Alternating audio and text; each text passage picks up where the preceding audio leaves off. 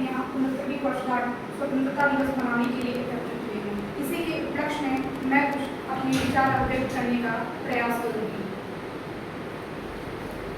इतनी सी बातों को हवाओं में बसाए रखना, इतनी सी बातों को हवाओं में बसाए रखना, रोशनी होगी तो चिरागों को जलाए रखना, रोशनी होगी तो चिरागों को जलाए रखना, लहू देकर हिफाजत की है हमने इस तिरंगे को सदा दिलों में बसाए रखना, इस तिरंगे को सदा भारत की भूमि को नमन, प्रदेश की प्रसिद्धि को नमन, गोंडा के गौरव को नमन, संस्कृति को नमन, कणकण में अतिथिगण, सम्मानीय प्रधानाचार्य महोदय, विद्वान शिक्षक, विदुषी शिक्षिका एवं प्यारे बच्चों, मैं पूजा वर्मा SCPM परिवार की तरफ से आप सभी का हार्दिक अभिनंदन एवं वंदन करती हूँ और तहे दिल से शुक्रिया अदा करती हूँ अपने निर्णायक समिति को, जिन्होंने मुझे आज इस मंच पर स्वतंत्रता दिवस के उपलक्ष्य पर अपने विचार को अभिव्यक्त करने का मौका दिया। उत्तरम यत्र समुद्रम हिमालय यत्र दक्षिणम तत् भारतम नामम भारतीय यत्र सन्तति, अर्थात हमारा भारत देश जहाँ उत्तर में हिमालय और दक्षिण में समुद्र है, उस भारत देश में रहने वाले हम भारतीय हैं। प्रतियोगिता नेशन बिल्डिंग, राष्ट्रभक्ति पर विचार अभिव्यक्त हेतु आज मैं यहाँ उपस्थित हूँ। प्रतियोगिता देशभक्ति आखिर यह क्या है? जब देश में रोजगार के सृजन हेतु अपनी संपत्ति को समर्पित करते हैं।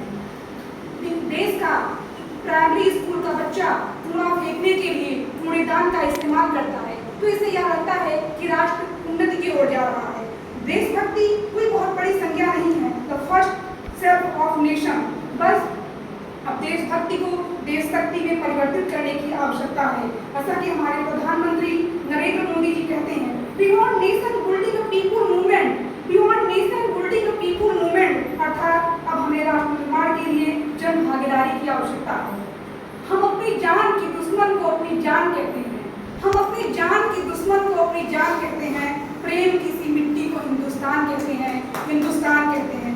जो आंखों में दिखाई दे उसे खामोशी कहते हैं, जो आंखों में दिखाई दे उसे तूफान कहते, जो कानों से सुनाई दे उसे खामोशी कहते हैं, और जो आंखों में दिखाई दे उसे तूफान कहते हैं, फिर तूफान कहते हैं। साहब, चाइना, अमेरिका, पाकिस्तान साजिशों का हिस्सा है, पर आज हम इसे अपने घर का रोशनदान कहते हैं, रोशनदान कहते हैं। हम ना ऐसे समाज में जीते हैं जहाँ पत्थर की मूरत को लगते हैं 56 भोग, नंगे तरफते सो जाते हैं लोग।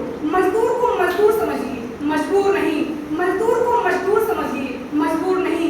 गरीब को दान दीजिए, गरीब को काम दीजिए, दान नहीं। अगर दान देने की ज्यादा इच्छा है तो जीते जी रक्तदान दीजिए, मरने के बाद अंगदान देकर मरते हुए को जीवन दान दीजिए, मरते हुए को जीवन दान दीजिए। न सरकार मेरी है न रब मेरा है, न सरकार मेरी है न रब मेरा है, बस इतनी सी बात का गुरूर है मुझे, मैं भारत की बेटी हूँ, मैं भारत मेरा है। परंतु वैचारिक बीमारी हमारे समाज में मुझे नजर आती है। हम कहते हैं कि हम सबसे बड़े लोकतांत्रिक देशों में से एक हैं, जहाँ हिंदू पैदा होते हैं, मुस्लिम पैदा होते हैं, सिख और ईसाई पैदा होते हैं, लेकिन हमारे विचारों में न हिंदू की जरूरत है न मुस्लिम की जरूरत है। राष्ट्र निर्माण के लिए बस अच्छे इंसान की जरूरत है, बस अच्छे इंसान की जरूरत है। जरा सोच कर देखिए, ये पेड़ पौधे और शाखाएं भी परेशान हो जाएं अगर परिंदे भी हिंदू और मुसलमान हो जाएं, अगर परिंदे भी हिंदू और मुसलमान हो जाएं। एक शैक्षिक बीमारी हमारे समाज में मुझे नजर आती है। बड़े आश्चर्य की बात है, जिस दिन तक्षशिला को दुनिया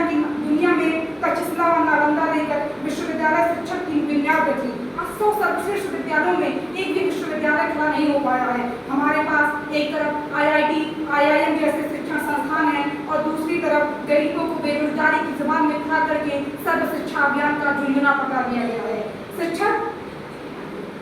शैक्षिक बीमारी का केवल एक कारण है, हमारे देश की शिक्षा नीति केवल 2 तरह के लोगों के लिए बनी है, एक जो विद्वान है, दूसरे वो जो धनवान है। और यहाँ हमारे राज्य में कई प्रकार की बीमारियां हैं जिनका जड़ केवल हमारा आत्मविश्वास, केवल अंधविश्वास है। हमारे विचारों से हमारा राष्ट्र निर्माण तब तक संभव नहीं होगा जब तक महिलाओं की पूजा नहीं, जब तक उनकी इज्जत नहीं की जाएगी। राष्ट्र निर्माण तब तक संभव नहीं होगा जब तक जाति का आरक्षण नहीं, जब तक सामाजिक सुरक्षा का अनुवाद नहीं होगा। राष्ट्र निर्माण तब तक संभव नहीं होगा जब तक प्रधानमंत्री स्वच्छता अभियान के लिए अकेले नहीं, जब तक सड़क पर चल प्रत्येक व्यक्ति उसमें अपना हाथ बटाएगा। असल मायने में राष्ट्र निर्माण तब तक संभव नहीं होगा जब तक गरीब का बच्चा मध्याह्न भोजन के लिए नहीं बल्कि ज्ञान अर्जन के लिए सरकारी स्कूल की चौखट पर अपना कदम रखेगा। हमारा राष्ट्र निर्माण तब तक संभव नहीं होगा जब तक एक नागरिक नैतिक रूप से सतीन, चारित्रिक रूप से भ्रष्ट, मानसिक रूप से दिवालिया, धार्मिक रूप से अंधा, राजनीतिक रूप से गंदा, स्वैच्छिक मान्य मूल्यों के आधार पर छिन्न छिन्न पैपन्नमयी अखंड भारत को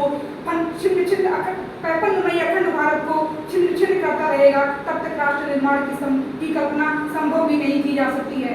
बड़ी बड़ी बातें नहीं, छोटी छोटी कोशिशें करनी होगी, क्योंकि ठोकर हमें पहाड़ों से नहीं बल्कि पत्थरों से लगा करती है। I we want India, I we want